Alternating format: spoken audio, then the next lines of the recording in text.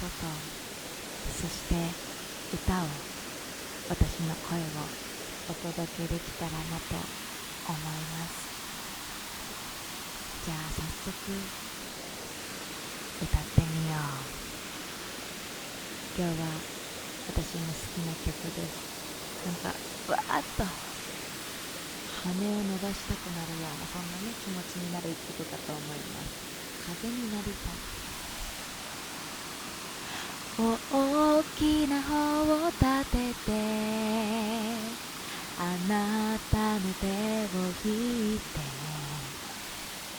雨降る波に飲まれ、今すぐ風になりたい。天国じゃなくても楽園じゃなくても、あなたに会えた幸せ感じて、風になりたい。何一ついいことなかったこの街に、沈みゆく太陽を追い越してみたい。天国じゃなくても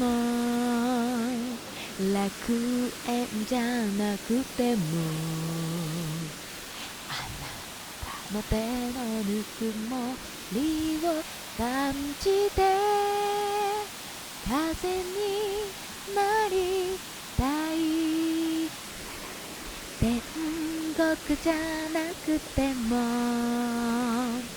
楽園じゃなくても、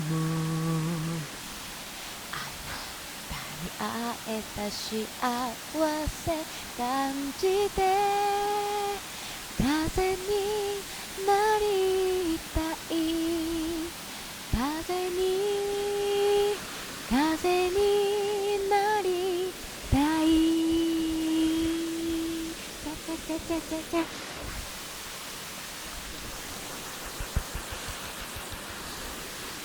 最高。なんかすごい耳と目が幸せって言ってる気がします。きっとみんなにも届いてるんじゃないかな。こんな素晴らしい滝をバックに大自然の中からお届けしました。では体調崩さずに、引き続きみんな元気で笑顔でね、お互い頑張りましょう。コメント、そしてチャンネル登録、高評価ボタン、インスタとツイッターのフォローもよろしくお願いします。では、西愛でした。